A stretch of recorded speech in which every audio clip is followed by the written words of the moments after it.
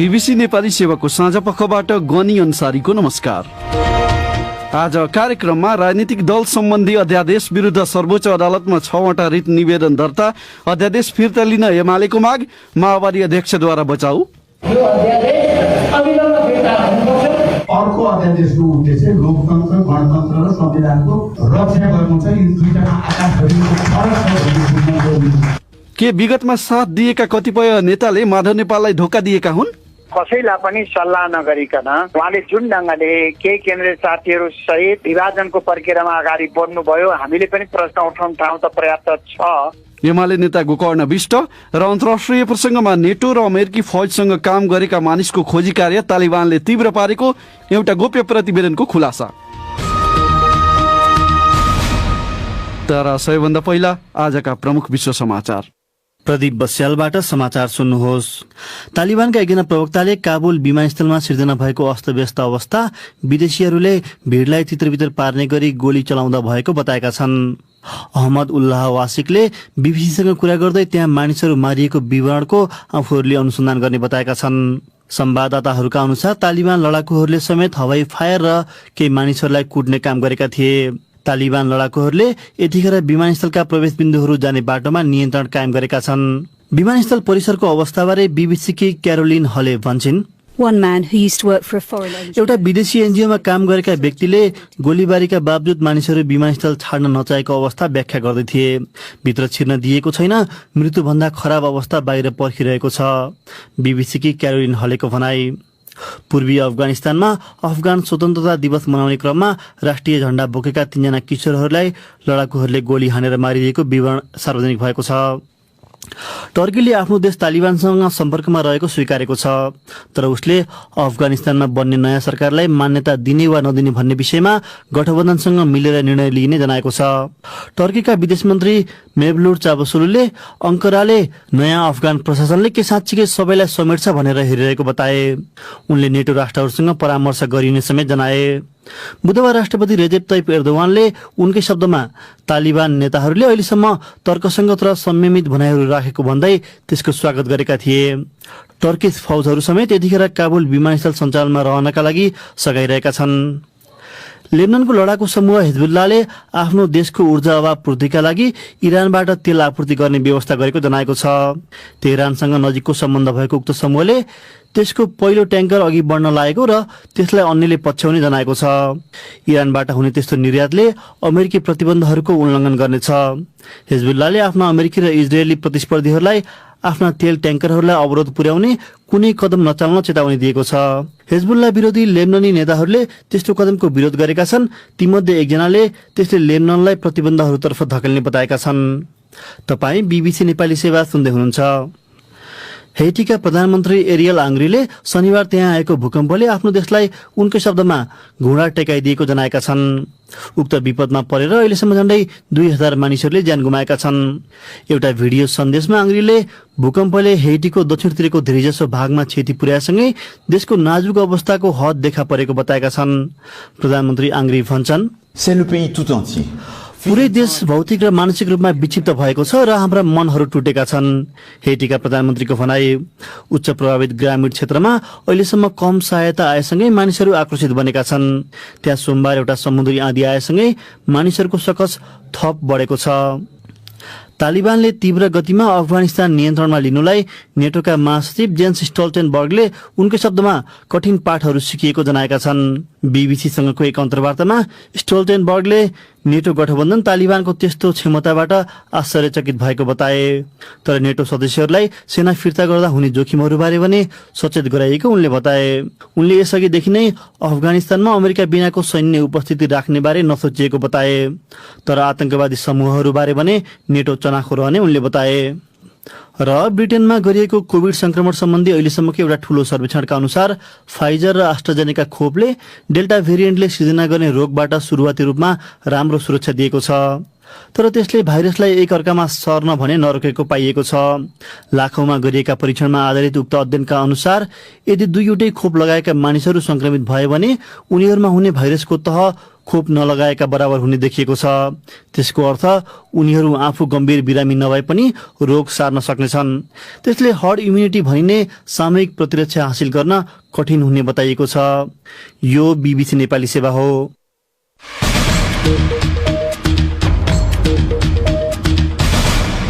साँझपखमा पुनः स्वागत छ। राजनीतिक दल सम्बन्धी सरकारले ल्याएको अध्यादेश विरुद्ध सर्वोच्च अदालतमा आज 6वटा छुट्टै रिट निवेदन दर्ता भएको छ। दल विभाजन सहज हुने गरी ल्याइएको अध्यादेशको विपक्षी दल सहित कतिपयले चर्को आलोचना गरिरहँदा त्यसलाई चुनौती दिँदै रिट निवेदन परेको अदालतले जनाएको छ। बुधबार जारी अध्यादेशमा कुनै पार्टीको महाधिवेशनबाट निर्वाचित केन्द्रीय समितिका 20% सदस्य वा संघीय संसदीय दलका 20% सांसदले चाहेमा दल विभाजन गर्न सक्ने वा अर्कै दलमा जान सक्ने व्यवस्था गरिएको छ। यसअघिको केन्द्रीय समिति र संघीय संसदीय दलको 40% हुनुपर्ने व्यवस्थामा अध्यादेश मार्फत संशोधन गरिएको हो। रिट निवेदनमा गरिएको मागबारे सर्वोच्च अदालतका प्रवक्ता बाबुराम दाहालले BBC नेपालीसँग भने 6वटा छुट्टै जस्तो अधिवक्ता अर्जुन कुमार अयाल, श्रीकान्त बराल लगायत 6 जना अधिवक्ता कानुन व्यवसायीहरूको चाहिँ रिट निवेदन दर्ता भएको छ। उहाँले के भन्नु भने मौजूदा संसदलाई छलेर अध्यादेश मार्फत ल्याएको जुन दल विभाजन गरेर ल्याएको जो अध्यादेश छ त्यो चाहिँ गैर संवैधानिक भयो। गैर संवैधानिक अध्यादेश चाहिँ बदर योग्य भएको हुनाले बदर गरिपाउँ भन्ने मेजर उहाँहरूको माग चाहिँ। प्रवक्ता दाहालका अनुसार ती रिट निवेदनमाथि संवैधानिक इजलासमा सुनवाई हुनुपर्ने माग गरिएको छ। भोलि शुक्रबार बस्ने संवैधानिक इजलासमा पेशी चढ्ने रिट निवेदनहरूको टुङ्गो लागिसकेकोले अर्को शुक्रबार पेश गर्ने गरी तयारी गरिएको उनले बताए। चर्चा राजनीतिक दल सम्बन्धी अध्यादेशकै सरकारले जारी गरेको अध्यादेश विरुद्ध सर्वोच्च अदालतमा रिट परेकै दिन प्रमुख प्रतिपक्षी नेकपा एमाले त्यसलाई फिर्ता लिन माग गरेको छ। पार्टी विभाजनपछि पहिलो पटक सार्वजनिक कार्यक्रममा सहभागी हुन भक्तपुर पुगेका एमाले अध्यक्ष तथा पूर्व प्रधानमन्त्री केपी शर्मा ओलीले अध्यादेश फिर्ता गर्नुपर्ने माग गरेका हुन्। आजै काठमाडौँमा आयोजित अर्को कार्यक्रममा सत्तारूढ गठबन्धनका एउटा घटक नेकपा माओवादी केन्द्रका अध्यक्ष प्रचण्डले चाहिँ विगतमा ओलीले ल्याउन खोजेको अध्यादेश र अहिलेको अध्यादेश बीच उनकै शब्दमा आकाश जमिनको फरक रहेको दावी गरे। एक रिपोर्ट। बुधबार अध्यादेश जारी भएसँगै माधव नेपाल समूहले नयाँ दल दर्ताका लागि निर्वाचन आयोगमा निवेदन दिएपछि नेकपा एमालेका नेताहरूले चर्को असन्तुष्टि व्यक्त गर्दै आएका छन्। राजनीतिक दल सम्बन्धी नै अध्यादेशलाई लिएर विगतमा आलोचना खेपेका ओलीले अहिले चाहिँ अध्यादेश ल्याएकोमा प्रधानमन्त्री शेरबहादुर देउवा नेतृत्वको सरकारको चर्को आलोचना गरे।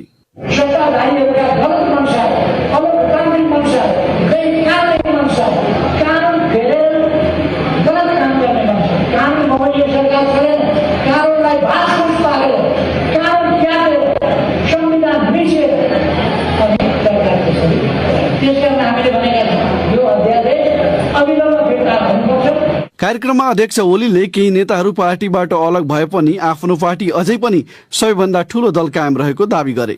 माधव नेपाल लगायतका नेताको बहिर्गमनलाई ओलीले उनकै शब्दमा रुखबाट पात झरेर गएको संज्ञा दिए। ओलीले राजनीतिक दल सम्बन्धी अध्यादेशको आलोचना गरिरहँदा उनकै भूतपूर्व सहयात्री एवं माओवादी अध्यक्ष प्रचण्डले भने अध्यादेशको बचाउ गरेका छन्। विगतको अध्यादेशसँग तुलना गर्दै उनले भने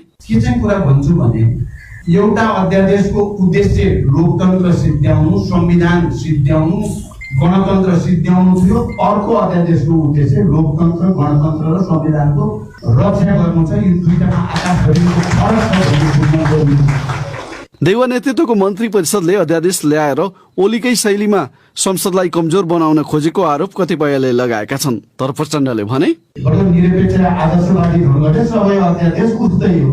लोकतन्त्र रक्षा गर्नको लागि ल्याएको अध्यादेश उही हो, लोकतन्त्र माग्न ल्याएको अध्यादेश हो भन्ने कुराले प्रविधि र टेक्निकल कुरालाई हेर्ने, राजनीतिलाई कमान्डमा राख्ने राजनीतिक उद्देश्य बिर्सिने गल्ती चाहिँ हामीले गर्न हुन्न। बुधबार जारी गरिएको राजनीतिक दल सम्बन्धी दोस्रो संशोधन अध्यादेशले नेकपा एमाले र जसपा भित्रको असन्तुष्ट पक्षलाई अध्यादेश आएसँगै नेकपा एमालेको माधव कुमार समूह र जसपाको महन्त ठाकुर समूहले नयाँ दल दर्ताका लागि निर्वाचन आयोगमा निवेदन दिइसकेका छन्। माधव कुमार नेपाल समूहले नयाँ दल दर्ताका लागि निवेदन दिन बुधबार निर्वाचन आयोग पुग्दा विगतमा साथ दिएका भीम रावल, सुरेन्द्र पाण्डे, गोकर्ण विष्ट लगायत नेताहरू कतै देखिएनन्। नेपाल समूहले ती नेताहरू आफूतिर वा अध्यक्ष केपी ओलीतिर कता छन् भन्ने बारे केही भन्न सकेको छैन। ती नेताहरूले परिवर्तित घटनाक्रमबारे आज छलफल गरेको बताएका छन्।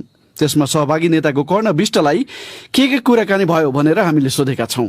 सबभन्दा पहिलो कुरा भनेको नेपालको संविधान र लोकतान्त्रिक अभ्यासको मर्म र भावना विपरीत दल विभाजन गर्ने जुन प्रकारले अध्यादेश आयो यसले नेपालको राजनीतिमा अस्थिरताको सुरुवात गरेको छ। 20% केन्द्रीय सदस्य वा संसदमा हुनसाथ दल विभाजन गर्ने कुराले कुनै पनि पार्टीभित्र कुनै पनि समयमा विभाजनका घटनाहरू घट्नेछन् भन्ने कुरालाई यसले संकेत गरेको छ। दोस्रो कुरा नेकपा एमाले भित्र देखा परेका असहज परिस्थितिलाई समाधान गर्ने सन्दर्भमा हामीले लामो समयदेखि जुन प्रकारले प्रयत्न जारी राखेका थियौं सफलता प्राप्त हुन सकेन। यो अत्यन्तै अप्ठ्यारो परिस्थितिमा पनि हामी एकता चाहने स्थायी कमिटीका साथीहरूको बीचमा आज हामी भेटघाट गरेका थियौं। आज नामै राख्न परेन, करिब 8-9 जना स्थायी कमिटीका सदस्यहरूले एकताको लागि पुनः अपिल गर्ने, पुनः प्रयत्नलाई जारी राख्ने भन्ने हिसाबले निष्कर्ष निकालेका छौँ। पार्टी फुटको अवस्थामा आउनुको मुख्य कारण पार्टी अध्यक्ष केपी शर्मा ओली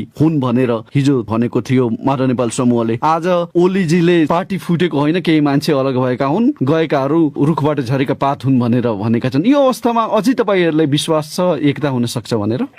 नेताहरूका यही प्रकारका अभिव्यक्तिहरूले गर्दा एक आपसमा अविश्वास पैदा हुने, दूरी बढ्ने र क्रमशः बढ्दै जाँदा विभाजनको अवस्थामा आउने स्थिति पैदा भयो। देशभरिका आम समर्थक शुभचिन्तकहरूले अपेक्षा नगरेको परिणाम अहिले आएको छ।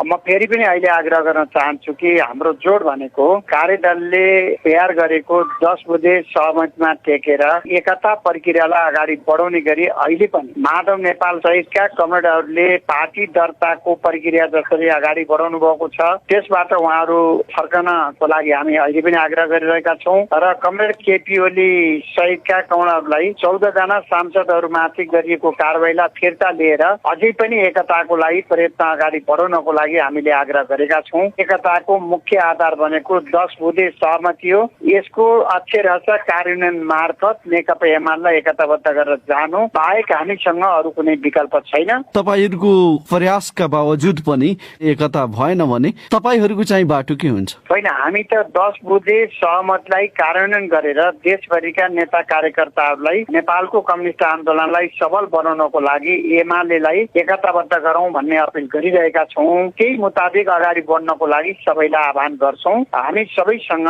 त्यही ढंगले प्रयत्नलाई जारी राख्छौं। अनि सफल हुनु भएन भने तपाईहरु फेरि पनि हामी लामो समयदेखि जुन प्रकारले एकताको लागि प्रयत्न गर्यौं, यद्यपि धेरै उतार चढावका बीचबाट कहिले सफलताको सम्भावना, कहिले फेरि निराशा, फेरि सफलताको सम्भावना हुँदै हिजो एउटा दुर्घटना देखा परेको छ। यसका बावजुद पनि यस प्रकारका दुर्घटनाले नेकपा एमालेको एकतालाई सकेसम्म प्रभाव नपार्ने सन्दर्भमा कसरी आम नेता कार्यकर्ताहरूलाई जिम्मेवारपूर्ण भूमिका खेल्नको लागि एक ठाउँमा उभाउन सकिन्छ प्रयत्न गरिरहेका छौँ। एक थरीले तपाईहरुले माधव कुमार नेपाल समूहलाई निर्णायक बेलामा धोका दिनुभयो भनेर भनिरहेका छन्। 10 बुँदे सहमति अघिल्लो महिनाको 27 गते सम्पन्न भएको थियो। 1 महिना 5-7 दिनसम्म त्यो सहमतिका आधारमा कमरेड माधव नेपाल र झलनाथ सहितकै एकता हो भन्ने सन्दर्भमा निरन्तर हामीले कहिले पार्टी अध्यक्ष कहिले वरिष्ठ नेतासँग छलफल गर्यौं, निरन्तर प्रयत्न जारी राख्यौं र हामी 10 बुँदे सहमतिको कार्यान्वयनको लागि माधव नेपाल बाहेक पनि कार्यान्वयन गर्ने भनेर कहीँ अभिव्यक्ति दिएनौं, कहीँ हामीले प्रयत्न गरेनौं। तर मैले दुःखका साथ भन्नै पर्छ, उहाँहरूले पार्टी स्थायी कमिटीमा रहेका हामी यति धेरै साथीहरूलाई कसैलाई पनि सल्लाह नगरिकन उहाँले जुन ढंगले केही केन्द्रीय साथीहरू सहित विभाजनको प्रक्रियामा अगाडि बढ्नुभयो, हामीले पनि प्रश्न उठाउन ठाउँ त पर्याप्त छ। तर फेरि पनि कतिपय नेताहरूले जुन ढंगले आवेग, उत्तेजना र रिसमा कहिलेकाहीँ अराजनैतिक र अशोभनीय शब्दहरू प्रयोग गर्ने गर्नुहुन्छ। म त्यसो गर्न चाहन्न। जस्तो अवस्थामा पनि मैले आफ्ना अग्रज नेताहरूलाई सम्मानपूर्वक नै मैले सम्बोधन गर्न चाहन्छु। हाम्रो एकताको प्रयत्न र यो भावनालाई कमरेड माधव नेपालले अलि गम्भीरता साथ लिनु भएन कि भन्ने हामीलाई लागेको छ। अहिले पनि म अनुरोध गर्न चाहन्छु कि उहाँले यो प्रकारको प्रक्रियालाई सच्याएर एकतामा आउनको लागि म आग्रह गर्छु, म अनुरोध गर्छु। नेपालको कम्युनिस्ट आन्दोलनलाई कमजोर बनाउने, विभाजन गर्ने अभ्यास उहाँले लिनुहुने छैन। हिजो गरिएको दर्तालाई फिर्ता लिएर एकतामा आउनु होला भन्ने हाम्रो आग्रह छ। तपाईले भनेको यो लाइनमा भीम रावलजी, सुरेन्द्र पाण्डेजी, घनश्याम भुषाल भुषालजी सबैजना हो? सबै हो। कमरेड युवराज गेमाली, भीम रावल, घनश्याम भुषाल, रघु पन्त, योगेश भट्टराई, भीम आचार्य, सुरेन्द्र पाण्डे, अष्टलक्ष्मी साक्य सबै। अब अन्त्यमा पानी अझै साङ्लियोस् र आवश्यक कदम चलाउला भनेर तपाईँहरू पर्ख र हेरेको नीतिमा त होइन नि? होइन, हामीले एकता चाहने केन्द्रीय सदस्यहरू, हामी सांसदहरू सहित यो एकतालाई सम्पन्न गर्नको लागि हामीले आवश्यक प्रक्रिया अगाडि बढाउने गरी हामीले छलफल गर्दैछौँ।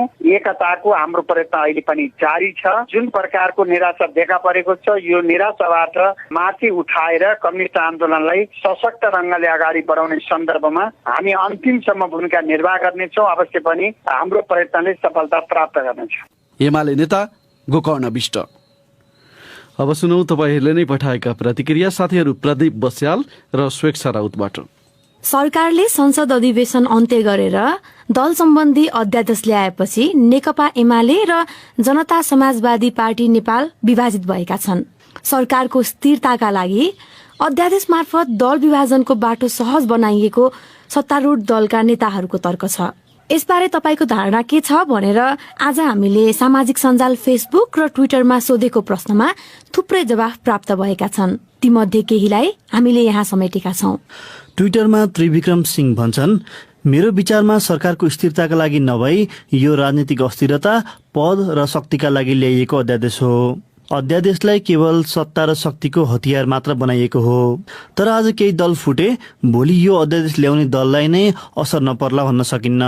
मनिषा दाहाल लेख्छिन्, जनताबाट पाएको 2/3 बहुमत उहाँहरूको लागि व्यर्थ साबित भयो। स्थायित्व भएको सरकारको सपना हाम्रा लागि बालुवामा पानी बगाए सहर नै भयो। नेपालको राजनीतिप्रति युवाको वितृष्णा बढ्ने अवस्था आयो। धेरै बिराला भएपछि मुसा मार्ने प्रवृत्तिको अन्त्य हुन्छ भनेको जस्तै हो। दल विभाजनपछि स्थिरता आउँछ भन्नु। फेसबुकमा संकेत दाहाल भन्छन्, जानाजान संसद अधिवेशन अन्त्य गरेर अध्यादेश मार्फत व्यवस्था चलाउनु गलत हो। अझ भन्नुपर्दा संविधानको मर्म र भावना विपरीत अध्यादेश जारी गर्नु संविधानको हत्या हो। व्यक्तिगत स्वार्थ बोकेर राजनीति गर्ने, एउटै कामलाई आफूले गर्दा ठिक अरूले गर्दा बेठिक खाले तर्क गर्ने, सबै खाले कथित नेतृत्वको हिसाब नेपाली जनताले गर्नेछन्। भूपेन्द्र शाह ठकुरी लेख्छन्, संवैधानिक प्रावधानको गलत प्रयोग हो। असाधारण र अत्यावश्यक अवस्थामा बाहेक अध्यादेशको उपस्थितिलाई संविधानले स्वीकार गर्दैन। चालु संसद अधिवेशन अन्त्य गर्दै अध्यादेश ल्याउने कार्य गलत छ। इन्द्र कुमार श्रेष्ठले भने यस्तो लेखेका छन्, बाहिर अध्यादेशको विरोध गरिए पनि भित्रभित्र यसले सबैलाई फाइदा पुर्याएको देखिन्छ। केपी ओलीको टाउको हलुङ्ग भएको छ भने माधव नेपाल नयाँ पार्टीको अध्यक्ष बन्न पाएका छन्। प्रधानमन्त्री देउवाको बाँकी अवधि सुरक्षित भएको छ, जसपाको पनि अस्तित्व बचेको छ। प्रचण्ड ठूलो पार्टी बनाउने आशामा छन्। यसरी एउटै अध्यादेशले नेपाल र नेपाली बाहेक सबैलाई फाइदा पुर्याएको हुँदा यो आवश्यक नै देखियो। विकास गौतमको धारणा चाहिँ यस्तो छ, जसले पक्ष वा विपक्षमा जेसुकै भनोस्, यो अध्यादेश न हिजो ठिक थियो न आज ठिक छ। सत्ता स्वार्थको लागि गरिएको काम हो यो। कोरोना भाइरसको महामारीमा यो अध्यादेश आम नेपाली जनताको लागि कागलाई बेल पाक्यो, हर्ष न विस्मात भने जस्तै हो। र कमान सिंह पाखरिन लेख्छन्, संसद अधिवेशन बन्द गरेर अध्यादेश ल्याउनु विधिको बाटो छाडेर चोर बाटो हिँड्नु हो। अत अध्यादेश जो जसको नेतृत्वको सरकारले ल्याए पनि तरिका गलत छ। साँझपखमा नेपाल बाहिरका केही विषय। तालिबानले नेटो र अमेरिकी फौजहरूसँग काम र सहकार्य गरेका सबै मानिसको खोजी कार्य तीव्र पारेको एउटा राष्ट्रसङ्घीय प्रतिवेदनमा जनाइएको छ। उक्त गोप्य दस्तावेज नर्वेजियन सेन्टर फर ग्लोबल एनालिसिसले तयार पारेको हो, जसले राष्ट्रसङ्घलाई जासुसी सूचनाहरू दिने गर्छ। बीबीसी विवरणमा आधारित रिपोर्ट सुनौ प्रदीप बस्यालबाट। बीबीसीले हेर्न पाएको उक्त दस्तावेजमा तालिबानको निशानामा रहेकाहरूले आफै आत्मसमर्पण नगर्दासम्म तालिबानले उनीहरूलाई पक्राउ गरिरहेको, ज्यान लिने धम्की दिएको, उनीहरूका परिवारका सदस्यहरूलाई पक्राउ गरेको जनाइएको छ। जसका अनुसार मुख्य जोखिममा रहेकाहरू चाहिँ सेना, प्रहरी र जासुसी इकाइहरूमा काम गर्नेहरू छन्। त्यसमा थप भनिएको छ, मुख्य सहरहरूमा नियन्त्रण कायम गर्नु अगाडि नै तालिबानले विस्तृत रूपमा त्यस्ता व्यक्तिहरूको पहिचान गर्न थालेको थियो। प्रतिवेदनका अनुसार लडाकुहरूले काबुल विमानस्थलबाट विदेशीहरूलाई निस्कन दिए पनि ती व्यक्तिहरूको खोजी गरिरहेका छन्। कतिपय देशहरूले आफ्ना नागरिकका साथमा उनीहरूका सहकर्मीहरूलाई पनि अफगानिस्तानबाट सुरक्षित रूपमा फिर्ता गरिरहेका बेला विमानस्थलमा अराजक अवस्था देखा परेको छ। तालिबानका सदस्यहरूले विमानस्थल परिसर पस्न खोज्ने अफगानहरूलाई रोकिरहेका छन्।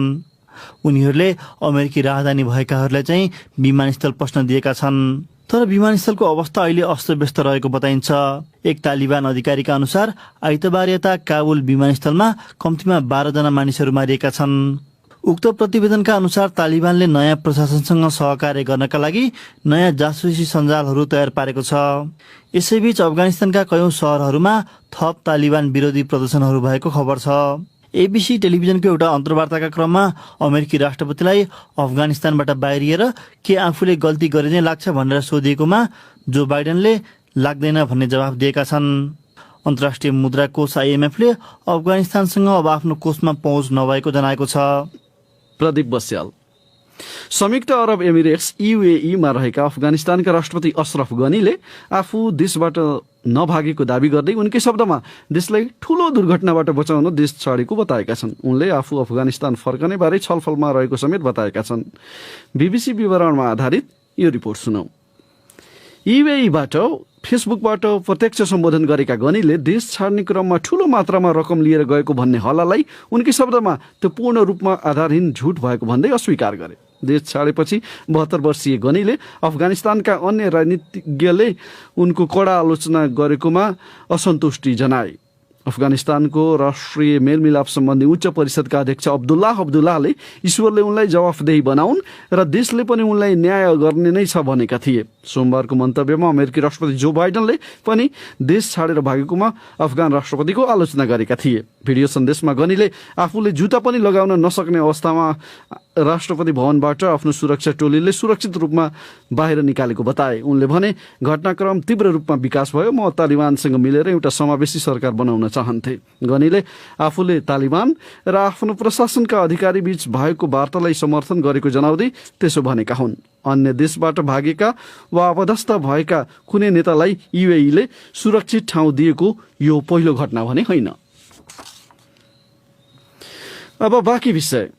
ब्रिटेनमा भूतपूर्व ब्रिटिश गोर्खा सैनिकहरूले गरिरहेको अनसनप्रति समर्थन जनाउँदै काठमाडौँमा आज र्याली गरिएको छ। अनसनकारीहरूको स्वास्थ्य अवस्था बिग्रिरहेको पृष्ठभूमिमा नेपाल सरकारको ध्यान आकर्षण गराउन र घचघच्याउन आफूहरूले र्यालीको आयोजना गरेको संयुक्त सत्याग्रह सङ्घर्ष समिति नेपालका संयोजक LB घिसिङले BBC नेपालीलाई बताए। केही दिन अघि मन्त्री परिषदको बैठकले भूतपूर्व ब्रिटिश गोर्खा सैनिकहरूको माग सम्बोधनका निम्ति कूटनीतिक पहल गरिने निर्णय गरेको थियो। यसै सन्दर्भमा हामीले लन्डनमा अनसनरत भूतपूर्व ब्रिटिश गोर्खा सैनिकहरूको अवस्थाबारे पत्रकार भगीरथ योगीलाई सोधेका छौं। 3 जना गोर्खा अभियन्ताहरू ज्ञानराज राई, धन गुरुङ र पुष्पा राणा घलेले गएको 13 दिनदेखि लन्डनमा ब्रिटिश प्रधानमन्त्रीको कार्यालय नजिकै अनसन गरिराख्नु भएको छ। उहाँहरूको स्वास्थ्य स्थिति कमजोर बन्दै गएको भनेर चिन्ता व्यक्त भइराखेको छ। नेप्लिज नर्सेस एसोसिएसन UK की महासचिव बिनु लामिछानेले हिजो उहाँहरू 3 जनाको स्वास्थ्य स्थितिको जाँच गर्नुभएको थियो। उहाँका अनुसार 3 जना अनसनकारीहरूले ठोस खानेकुरा नखाएकाले उहाँहरूको स्वास्थ्य स्थिति कमजोर भइराखेको छ र रिङ्गटा लाग्ने, कमजोरी महसुस हुने बताएको उहाँले जनाउनु भयो। गत मंगलबार बेलुका अचानक धन गुरुङको स्वास्थ्य स्थिति बिग्रिएपछि एम्बुलेन्स बोलाएर उहाँलाई अस्पताल लगिएको थियो। उहाँको उपचारपछि स्वास्थ्य स्थितिमा केही सुधार आयो र हिजो बुधबार बिहानैदेखि उहाँले फेरि अनसन जारी राख्नु भएको छ। जारी अनसन अनि अनसनकारीले उठाएका मागप्रति ब्रिटिश सरकारको चाहिँ के छ प्रतिक्रिया अहिलेसम्म? ब्रिटिश सरकारले औपचारिक रूपमा त केही बताएको छैन, तर गोर्खा सत्याग्रह संयुक्त सङ्घर्ष समितिका प्रमुख संयोजक कृष्ण बहादुर राईका अनुसार ब्रिटिश रक्षा मन्त्री बेन वालेसले एउटा इमेल पठाएर उहाँहरूलाई भेटघाटका लागि बोलाउनु भएको थियो। तर उहाँहरूले वार्ता समिति गठन नगर्दासम्म हामी भेटघाटमा जाँदैनौँ भनेर भेटघाटमा नगएको भनेर उहाँले बताउनु भयो। नेपाली दूतावास के भन्छ? नेपाली दूतावासकी उपनियोग प्रमुख तथा प्रवक्ता श्रीमती रोशन खनालसँग मैले केही बेर अगाडि मात्रै कुराकानी गरेको थिएँ। उहाँले गत सोमबार नेपाल सरकार मन्त्री परिषदले एउटा निर्णय गरेर अनसनकारीहरूलाई ब्रिटिश सरकारसँग कूटनीतिक पहल भइराखेको छ वार्ताका लागि, त्यसकारण अनसन फिर्ता लिइदिनुहोस् भनेर अनुरोध गरेको पनि उहाँले बताउनु भयो। त्यस्तै किसिमले हामी ब्रिटिश सरकारसँग नियमित सम्पर्कमा छौँ र वार्ता समिति गठन गर्नको लागि हामीले लेखेर पठाइसकेका छौँ र ब्रिटिश सरकारको जवाफको प्रतीक्षा गरिराखेका छौँ भनेर भन्नुभयो। अब अन्त्यमा अनसनकारीहरूको माग अहिलेसम्मको अवस्था हेर्दाखेरि सम्बोधन हुने स्थिति के कस्तो देखिन्छ? अनसनकारीहरूसँग ब्रिटिश सरकारले वार्ता चाहिँ फेरि सुरु गर्छ कि भन्ने सम्भावना चाहिँ अलिकति देखिएको छ, त्यस्तो संकेतहरू। तर खास गरेर उहाँहरूले सन् 1997 भन्दा पहिले ब्रिटिश सेनाबाट सेवानिवृत्त भूतपूर्व गोर्खा सैनिकहरूको पेन्सनमा जुन किसिमको भेदभाव छ त्यसलाई सम्बोधन गर्नुपर्छ भन्ने जुन मुख्य माग छ त्यसको बारेमा चाहिँ ब्रिटिश अधिकारीहरू वार्ता गर्न त्यति इच्छुक देखिएका छैनन्। उनीहरूको भनाइ के छ भन्दाखेरि ब्रिटिश सैनिकहरू रिटायर्ड भएपछि नेपालमै उनीहरू बसोबास गर्दै भएको हुनाले नेपालको आर्थिक स्थिति आर्थिक अवस्थालाई हेरेर त्यो पेन्सन कायम गरिएको भन्ने उनीहरूको भनाइ छ र रेट्रोस्पेक्टिभ पुरानो भूतवर्ती यस्तो किसिमको पेन्सन बढाउने निर्णय गर्दाखेरि अरू पनि ब्रिटिश सेवाका अरू हजारौं लाखौं कर्मचारीहरूमा त्यसको असर पर्न सक्ने हुनाले उनीहरू त्यति इच्छुक देखिएका छैनन्। तर कुनै किसिमको वार्ता चाहिँ सुरु गर्न सकिने त्यस्तो किसिमको संकेत पाइएको छ। लन्डन स्थित पत्रकार भगीरथ योगी, आजको अन्तिम विषय। आगामी असोज दोस्रो साताबाट मालदिप्समा हुने दक्षिण एसियाली राष्ट्रहरू बीचको फुटबल प्रतियोगिता साफ च्याम्पियनसिपको उपाधि जित्नु नेपालका लागि चुनौतीपूर्ण हुने देखिएको छ। एकातिर कोरोना भाइरस महामारीका कारण प्रशिक्षण प्रभावित भइरहेको छ भने अर्कोतिर मुख्य प्रशिक्षक कुवेतका अब्दुल्लाह अल मुताइरी आफै विवादमा मुछिँदा प्रशिक्षणमा असर परिरहेको छ। नेपालले अहिलेसम्म प्रतियोगिताको उपाधि जित्न सकेको छैन। थप विवरण हाम्रा खेल संवाददाता निरञ्जन राजवंशीले तयार पारेको यो रिपोर्टमा। नेपालले पहिलो खेल आयोजक मालदिप्ससँग आगामी असोज 15 गते खेल्नेछ। दक्षिण एसियाली फुटबलको च्याम्पियन बन्नु नेपालको लामो समयदेखिको सपना हो, तर नेपालले 12 संस्करणको भिडन्तमा अहिलेसम्म फाइनल यात्रा भने तय गर्न सकेको छैन। यसपालि पनि उत्तिकै चुनौती रहेको देख्छन् अखिल नेपाल फुटबल संघका महासचिव इन्द्रमान तुलाधर। हाम्रो खेलाडीहरूले बिरामी परिरहेको अवस्था छ, कुनै अब ट्रेनिङ गर्नुपर्ने अवस्था छैन, धेरै नै अब सेफ्टी मेजरमेन्टहरू फलो गर्नुपर्ने अवस्था छ, त्यो भएर फ्रेन्डली म्याचमा जहाँ पनि जान सक्ने अवस्था छैन। कोरोनाले गर्दाखेरि धेरै असर त परेको छ। सन् 1997 मा नेपालबाट सुरु भएको प्रतियोगिता सन् 2013 मा पुनः काठमाडौँमै फर्किँदा नेपाल सेमिफाइनलमा अफगानिस्तानसँग स्तब्ध हुन पुगेको थियो। प्रतियोगिता पहिलो पटक राउन्ड रोबिन लिगका आधारमा हुँदैछ, त्यसैले सम्भावना उत्तिकै रहेको बताउँछन् फुटबल प्रशिक्षक अनन्त थापा। भारतपछिको फेभरेट टिम चाहिँ मैले नेपाल भेट्छु, किनभने यसपालि 5 नम्बर टिम हो भने अफगानिस्तानको पनि उपस्थिति नभएपछि त र्याङ्किङको आधारमा हेर्दाखेरि भारत त्यसपछि आएर मालदिप्सलाई एडभान्टेज होला हैन। त्यसपछि चाहिँ अब नेपाल पनि एउटा दावेदारी देशको रूपमै हो जस्तो लाग्छ। तर यसै बेला नेपालका कुवेती प्रशिक्षक अब्दुल्ला अल मुताइरी सामाजिक सञ्जालमा लेखिएको पोस्टका कारण विवादमा तानिएका छन्। उनी विरुद्ध परेको उजुरीको छानबिन चलिरहेको छ। आफ्नो काममा केन्द्रित गर्नुपर्ने व्यक्ति बयान दिन धाउनुपर्ने स्थिति आएकोले यसले पनि प्रशिक्षण प्रभावित हुन सक्ने भन्दै कतिपयले चिन्ता व्यक्त गरिरहेका छन्। एन्फाबाट भर्खरै राजीनामा दिएका सहमहासचिव बसन्त अर्याल, उहाँ चाहिँ त्यसबाट चाँडोभन्दा चाँडो यो समस्या समाधान गरेर फ्रेस भएर चाहिँ उहाँले चाहिँ ट्रेनिङमा फोकस गर्नुपर्छ, उहाँलाई काम गर्ने वातावरण बनाइदिनुपर्छ। छानबिनको दबावमा रहेका प्रशिक्षकले सही निर्णय गर्न चुकिरहेका त छैनन् भन्ने प्रश्न पनि उठिरहेका छन्। राष्ट्रिय फुटबल टोलीको प्रशिक्षण अहिले पोखरा रंगशालामा चलिरहेको छ, जसमा प्रशिक्षक अल्मुटाइरीले 28 सदस्यीय खेलाडी छान्दा अनुभवी खेलाडीहरू भरत खवास, विक्रम लामा र रजिन धिमाललाई टिमबाट आउट गरिदिएका छन्। यसलाई कतिपयले सही निर्णय भनिरहेका छैनन्। प्रशिक्षक अनन्त थापा भन्छन्, कोचको आफ्नो रणनीति हुन्छ, आफ्नो सोच हुन्छ, तर त्यसको बावजुद पनि रजिन धिमाल भरत खवासहरू चाहिँ टिममा गर्दाखेरि टिम अझै स्ट्रेन्थन हुन्थ्यो कि भन्ने चाहिँ मेरो आफ्नो धारणा चाहिँ हो है। विश्वकप छनौटमा टोली सम्हाल्दा अल्मुटाइरीले युवा खेलाडीहरूलाई प्राथमिकतामा राखेका थिए, तर साफ च्याम्पियनसिप त्यस्तो प्रयोग गर्ने ठाउँ होइन भन्छन् राष्ट्रिय टोलीका पूर्व प्रशिक्षक बालगोपाल महर्जन। यो गेम भनेको त अलिकति सिनियरले खेल्ने भएकोले सिनियरहरूसँग एक्सपिरियन्स पनि हुन्छ, टिमलाई गाइड गर्ने क्षमता हुन्छ। तर मैले भनेको चाहिँ यो युवा लास्ट मिनट युवा टोलीले भनेर लास्ट 5 मिनटमा मात्रै छिराएर केही हुनेवाला त्यस्तो चाहिँ होइन। अलिकति चाहिँ पहिलेदेखि नै एक्सपिरियन्स खेलाडीहरू भइदिएको खण्डमा अझ राम्रो हुन्थ्यो। यी सबै प्रकरणलाई नजिकबाट नियालिरहेका एन्फा पदाधिकारीहरू भने प्रशिक्षणमा कुनै बाधा आउन नदिएको बताउँछन्। तर राष्ट्रिय टोली सम्हालिरहेका प्रशिक्षक पनि उत्तिकै जिम्मेवार हुनुपर्ने एन्फाको भनाइ छ। महासचिव इन्द्रमान तुलाधर, उहाँलाई चाहिँ मानसिक रूपमा प्रेसर चाहिँ छ, तर प्रेसर छ भन्ने कुरामा त उहाँ पनि त अब त्यसकै जिम्मेवार हुनुहुन्छ नि त यो विषयमा हैन। त्यसैले अब हामीले बढी ध्यान चाहिँ अब ट्रेनिङमै केन्द्रित गर्न भनेका छौँ। अब यो विषयमा चाहिँ अब हामीले पनि सहयोग गर्नुपर्छ, उहाँ आफै पनि सचेत चाहिँ हुनुपर्छ। समग्रमा साफ च्याम्पियनसिप नेपाली फुटबल र प्रशिक्षक अल्मुटाइरीको छविको लागि निकै महत्वपूर्ण देखिएको छ। साफ च्याम्पियनसिप अल्मुटाइरीको अग्नि परीक्षा पनि हुनेछ, त्यस निम्ति उनलाई मौका पनि धेरै छ। मालदिप्स उड्नु अगाडि नेपालले दशरथ रंगशालामा भारतसँग 2वटा मैत्रीपूर्ण फुटबल खेल्दैछ, जुन अल्मुटाइरीका लागि टोलीको लेखाजोखा गर्ने स्वर्णिम अवसर हुनेछ। त्यति बेलासम्म अल्मुटाइरीको मुद्दाको पनि टुङ्गो लाग्ला। निरञ्जन राजवंशी, बीबीसी काठमाडौँ। यसका साथै बीबीसी नेपाली सेवाको साँझ पख यही सकिन्छ। भोलि बिहान 7:15 बजेसम्मका लागि हामी सबैलाई बिदा दिनुहोस्। नमस्कार।